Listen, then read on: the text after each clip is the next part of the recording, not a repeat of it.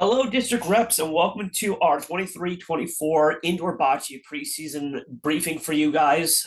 This is our first pre-recorded webinar that we are doing for you. So again, this will be sent out to you. Watch through it, read through the slides, read through the coach resource guide and rulebook. Reach back out to us with any questions you have. We are doing this to try to create some extra bandwidth that you can watch this on your time when it's more convenient.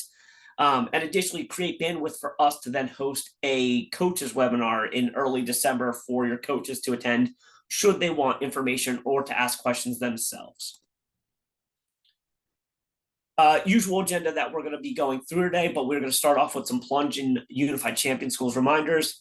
Again, plunge for Cool Schools is February 1st, 10 a.m. through 1 p.m. We may introduce a fourth plunging window, so it might extend that, but otherwise, it's the usual deal. Again, you guys getting involved with fundraising through Plunge helps raise money for the Unified Sports Program as a whole, which then allows us to invest in more things for you to make your sports season and the state competition better.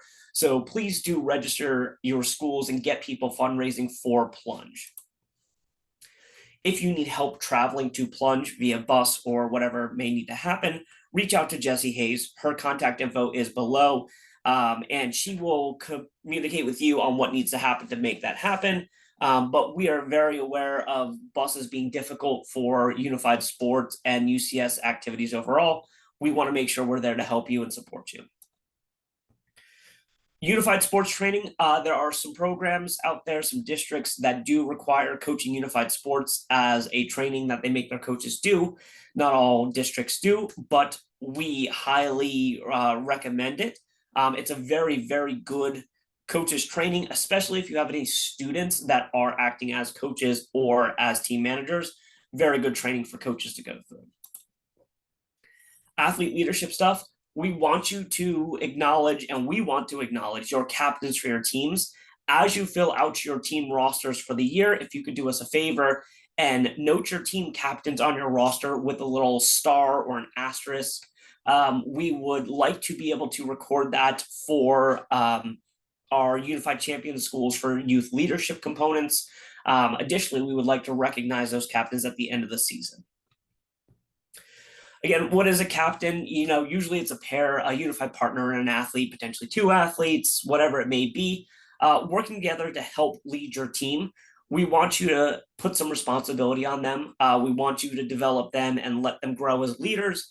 Whether that's working on warm-ups, whether that's rallying the team in certain parts of the year, whatever it may be, we want you to have a unified pair as captains.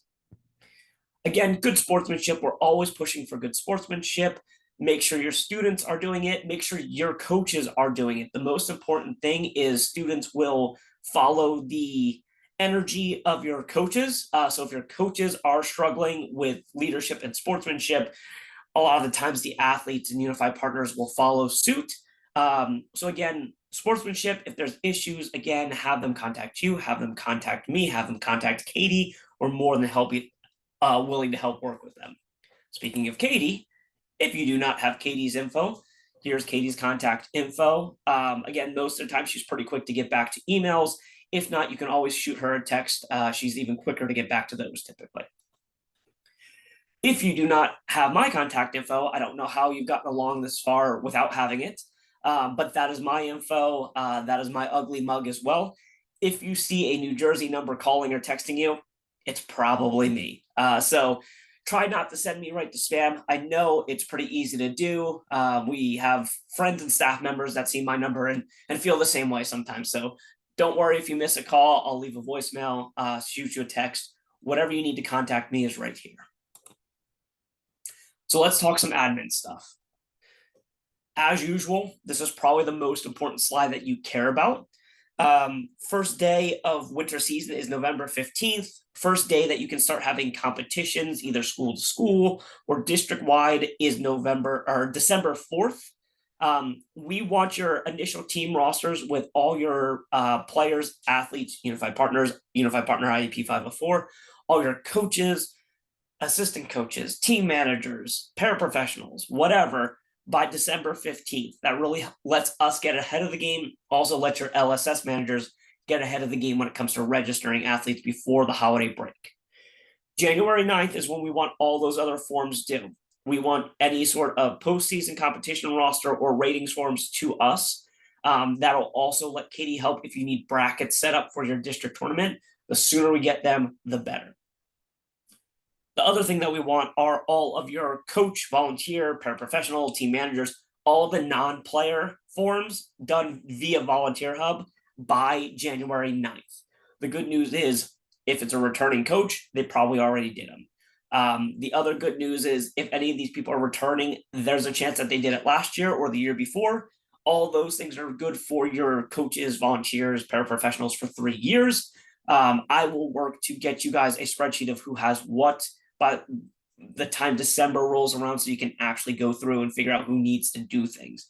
If not, it also doesn't hurt if somebody's coming back for the first time this year to just send them through trainings again. It'll get them cleared for 3 more years. The pre-competition webinar for those teams that advance to states is February 6th at 6:30. It's going to be on Zoom. There's the Zoom link. Hold on to that, get that to your coaches. If they all want to register ahead of time, that's great. And then just drop off once they find out who's going to states. That works too, but get that to them. Additionally, states will be at Hagerstown Community College as usual on February 13th. The bad weather day is the 14th, but we have fingers crossed that we will be able to go on the 13th. We will keep you in the loop if anything changes, but we don't expect it. Coaches trainings. I'm more than happy to help with coaches trainings. Ideally, we would like you guys to meet in person and then put out a bocce court and go through some bocce information and notes. More than happy to traverse out to help you with those things if you would like. I just need dates. You can also do a webinar. You can do an in-person without bocce stuff. You know what your coaches need. If you have a bunch of new coaches that are coming out, probably want to get them on a court, right? If you have a bunch of veteran coaches that are returning, maybe it's something that they can just ask questions over a webinar. It's up to you. You know what your coaches need. We're more than happy to support you on a court situation, off a court situation, whatever you would like. We just need to know your dates and times. Additionally, the sooner you can get me district tournament dates, that'll be great, because I like to put them on the calendar so I can come out and support you. And Katie likes to have them on her calendar so she can know how early to expect forms coming in to help set up brackets. Here's the checklist. The checklist stuff is always up as usual. If you have head coach vacancies going into the winter, talk to athletic directors or athletic supervisors. Again, if you need any sort of help with this kind of stuff, reach out and let us know. Recruitment. Again, if there's any recruitment materials or assistance you need, let us know. We will do our best to help that. And make sure your LSS managers are ready to do data entry and clean up the GMS process. This whole next section is the good old paperwork section. We're not going to go through all these slides. You guys see this year after year, season after season. I will hit you with some reminders as we go. Every student athlete needs a application for participation and the CDW COVID waiver. Nice thing about the COVID waiver, unlike the application of participation, COVID waiver is a one and done. The application of participation is a yearly thing. If you have athletes that participated in the fall, they're probably set. If you have athletes that didn't participate in the fall that are coming on for winter sports, or you are a district that don't do anything with us in the fall, you probably need to start up with the forms from scratch. Again, team roster declaration. This is the main roster we want by December 15th. This is the front page. The more important things on this is this top section here. If you have any coaches, paraprofessionals, assistant coaches, team managers, an athletic director that's super involved, a team parent, anybody that may go to the district tournament with you that needs to be on the competition floor, that you want registered to have a credential, that you want to make sure is registered to get lunch with your team, they need to be registered on the top of this form. It's better to add them and then not need them than to be scrambling at the last minute to add them. Additionally, if you have somebody that is a paraprofessional or a team assistant or whatever that just sits in the stands and helps your team in the stands when they're not on the competition floor, they don't need to do this stuff as far as we're concerned. They're a spectator and they're your team's problem. Um, we're not worried about them. They won't be served lunch, so on and so forth. But if you want them to have access to the competition floor, lunch, a credential, those kind of things, they need to be at the top of this registration when you submit December 15th. Again, LSS manager stuff. Class A clearance, reminding you that your coaches, volunteers, paraprofessionals, blah, blah, blah, need to have three things: the protected behaviors training, the background check / volunteer application, and then a COVID form. If you go to Volunteer Hub, you can literally do all these things step by step, and Volunteer Hub will just take you step by step through it. This next section is in all of our slideshows. It just steps you through all the volunteer. Part 1, part 2, protective behaviors training. It'll give you a score, it'll give you a certificate. All that stuff populates in there. So again, have them register, have them do it on Volunteer Hub. It's the easiest way to do it. If there's somebody that they have to do the paper version of it, it's on our website. You can get the paper stuff under the school-based coaching resources. You can reach out to me for the paper stuff. We can send it to you, but it's a lot easier to do it all digitally. We can keep a digital record. Again, we have a LSS registration manager manual if they need it. I've put together a lot of documents in the recent years of step-by-step guides of how to register athletes, how to add athletes to events, so on and so forth. I'm trying to do my best to continuously communicate with LSS managers with any updates, fixing GMS for them, so on and so forth. But if there's an issue, please let me know. Non-student athletes, again, this talks about registration for them, for the sports, best practices, so on and so forth. Again, you guys have seen these slides a million times. If you are in need of any sort of indoor bocce registration forms, if you need competition forms, if you need the rule book, any of that stuff, please go to our indoor bocce resource page. You can click the link here, or you can visit our website and find the page under our school coach-based resources. There's a tab at the top of the website. It says coach, drops down, pick the school one. It'll list all the sports, click the sport, go from there. Additionally, if you need some general coaches resources from Special Olympics Maryland or Special Olympics International, click on this link and it'll take you to a bunch of additional resources. That's all the admin stuff for the most part. It's business as usual. If you have questions, again, please reach out to Katie or I, and we will get back to you with answers. Now we got to hit the Comar stuff before we hit the sports stuff. Reminder, here's the Comar stuff. Special Olympics Maryland does not enforce Comar. We keep an eye out for it so we can support our friends at Maryland Department of Education and MPSSAA. They are more of the Comar facilitators, but we keep an eye out for it. The other thing I always mention now with Comar regulations is each district does it a wee bit different than the next. So if you have questions, go to athletic directors that you know, go to athletic supervisors. They can get you the answers for your district. Again, there are policies that are starting to pop up more often of, forms for release for participating in multiple sports. They can do this sport or not that sport, blah, blah, blah, blah, blah. Check with your athletic supervisors. They have the detailed answer for your district. The district layout. We have 12 districts. Baltimore County is the most recent that joined us. We continue to work with counties like Carroll, Howard County, Harford County on discussions of unified sports as we continue to have conversations with you that are already participating. Again, we added flag football this fall for the first time. We continue to review which sports that we want to provide to our student athletes based on their wants and needs. We continue to explore new opportunities.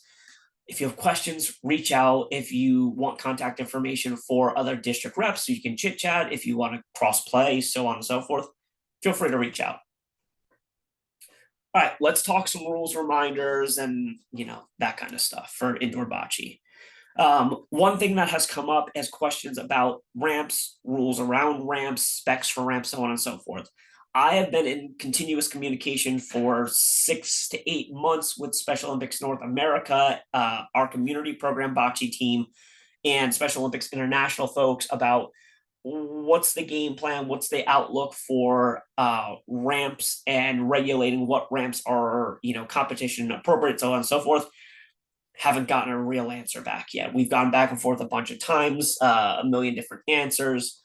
We continue to have some transition in our community program leadership for Bocce as well. So I'm hoping by the end of this school year we can nail something down because people have asked what the standard ramp is.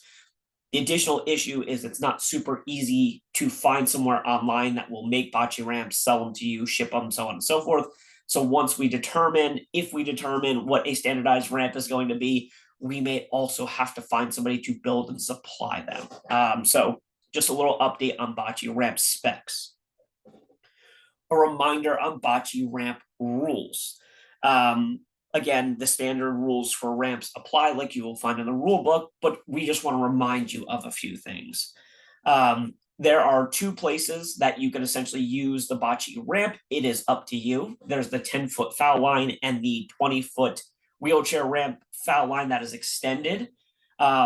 You can use either one for anyone that's using a ramp. The only thing is the end of the ramp where the ball leaves the ramp and touches the grass/turf. That has to be behind the foul line, whichever you choose to use. Technically, if you would like to set it up somewhere between the 10-foot foul line and the 20-foot foul line, you are more than welcome to do that. You just need to tell the official, hey, we're using the 20-foot foul line. Thus, the ramp is behind the 20-foot foul line, somewhere in between. That is up to you. I will show a picture for clarity in the next slide. Additionally, if you have a unified partner assisting an athlete getting the ramp set up, they must be communicating to have a valid ramp setting situation, allowing the point and the ball to be valid. If we have unified partners that are out there doing 99.9% of the aiming and ramp work for the athlete, and then the athlete just technically pushing the ball, we are going to imply an infraction, and that ball will be removed from play for that frame. We will communicate with our officials. Additionally, if you would like training for your district when it comes to assistance with the ramp, I'm more than happy to do that. We are more than happy to potentially even record a video if you think that would be helpful for you and your coaches. But again, your unified partners need to be communicating with the athlete they're working with to aim and set the ramp. Unified partners can't be doing all the work. Here's that picture we were talking about. The 10-foot foul line is your standard foul line. We will have a line there at state games. We will have a cone there. Additionally, we will have that dotted line that you see for the 20-foot wheelchair ramp and foul line also painted for state events. In preparation for going to states, if you have wheelchair athletes, quite honestly, you should be setting up this same exact court like we do at your district tournaments as well. So if you have questions, please reach out on the ramp rules. Here's another quote unquote rule that has popped up that we wanted to clarify. It is a bit of a unwritten rule of bocce, but it has been circulating for so long, people think it's a true hard and fast rule that is found in the rule book. Essentially, when a frame starts and somebody delivers the Polina, they can deliver the Polina, walk out of the box, and then somebody else can deliver the first ball forever. And I think a lot of teams think that whoever delivers the Polina to start a frame has to deliver the first ball. That's not true. That's a unwritten verbal rule that's floated around for years and years and years. So again, whoever delivers the Polina can step out on the first throw and somebody else can deliver the first ball. If your team and athletes are more comfortable over the years and continue to be more comfortable with whoever delivers the first Polina delivers the first ball, that's fine. You can continue to do that, but you do not have to do that. Coaching rules. We have coaching rules. They've been in the rules forever. Recently, we've had some more issues with confusion on what the coaches' rules are and the technicalities of it. So we are doing a better outline and we've updated them in our rules. Essentially, this is how it works for the coaching during indoor and outdoor bocce. Essentially, players and coaches can communicate when the players have not stepped into the court and step back into the coach's box that we have set up.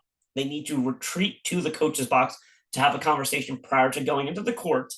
The other thing you got to remember, though, with that is when a player comes back and you want to talk to them, that's fine.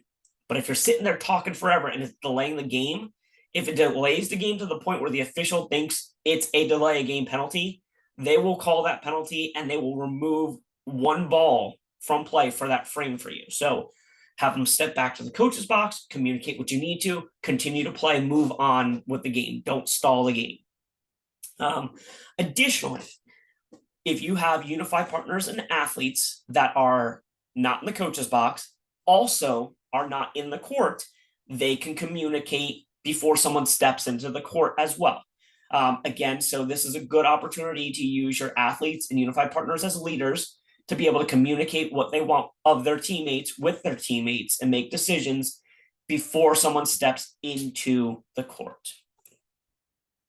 Once the player steps into the court, there's no communication from anybody, no other athletes or unified partners or coaches. They are more than welcome to cheer them on. They are more than welcome to support them with a good job. You're going to do well on this, hype them up a little bit, but you're not telling them, hey, move to the right, move to the left, make sure you throw the ball against the wall, so on and so forth. When it comes to coaches and coaching in the coach's box, there is going to be a very definitive line, either chalked or drawn with floor tape, that you need to stay within. Additionally, each coach, one coach in the box for each team, will be provided a chair for comfort. I know it's tough to stand for full games, full frames. We'll make sure we have a chair in there for you, at least at the state tournament. We highly recommend that you do so for your district tournaments as well.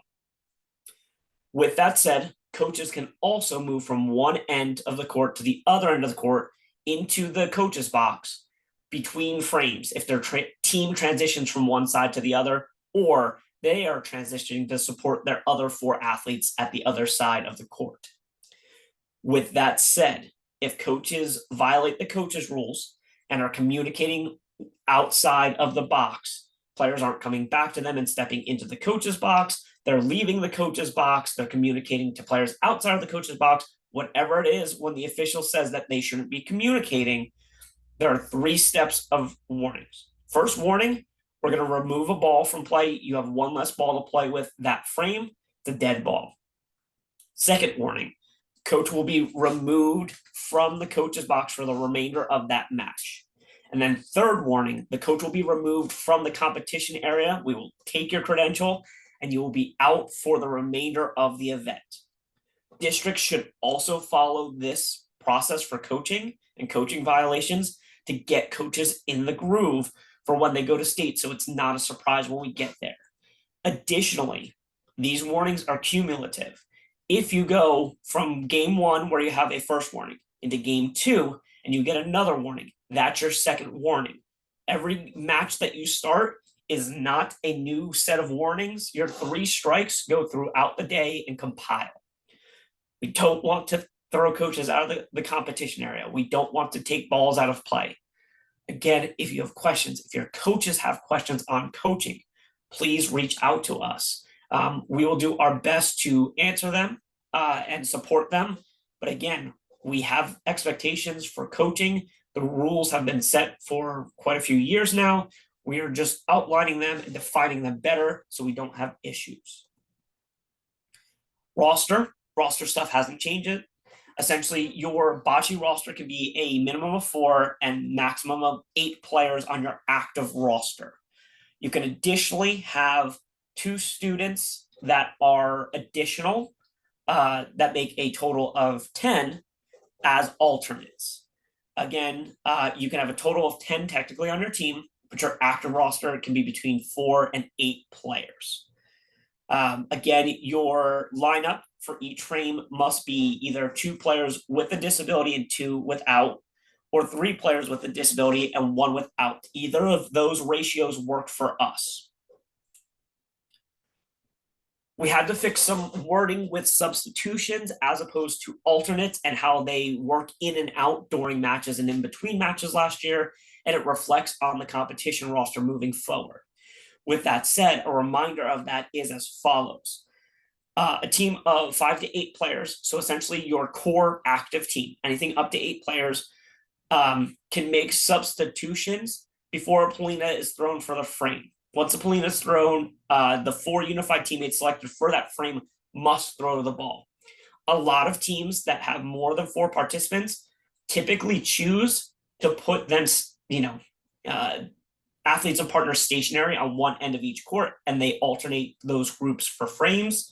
You can see that in the coach's guide and how it recommends to do that. But should you want your 5, 6, 7, 8th player to travel with your initial 4 back and forth between each end, and then you select, or your team captain select, who will be the 4 for that frame, that 4 must be selected prior to the first Polina being thrown. Once those 4 are selected, they must be the ones to compete in that frame. You cannot substitute anyone out until the next frame. So what does that mean for my 9th and 10th player on my roster that are considered alternates? Alternates can be substituted in between full matches. So once a match is complete, before your next match, you can say, hey, I'm going to have, Little John sit down, and, Big Jimmy's going to come in as our 9th player with John sitting down. Again, those 9th and 10th players are alternates. They are more or less support on every given game, except when they're activated between the matches.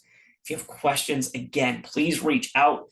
I think we did a good job clarifying and updating this after or during indoor bocce last year. It went well during outdoor bocce, and we didn't really have any issues. As district reps, make sure you're vetting your postseason registrations. Make sure that the teams are, a maximum of 10 with the 2 alternates at the bottom. You have an active group of 8 that are your active players, so on and so forth. Again, let us know if you have questions there. Please make sure you label your team's high school name, number. We love that teams get creative with their team colors or mascots or whatever it may be. That's super fun. But when it comes to district tournament setup and state tournament setup, it's much easier for us to have X school number 1, X school number 2. Especially if you have multiple teams advance, it helps us keep things organized. Uniform specs have not changed. Please make sure that your uniforms, the tops, have the team name and the Unified Sports logo in any of these positions. You can get the logo if you need it off of the resource page. And if you have questions or need support with uniform issues, let me know. Reach out earlier rather than later.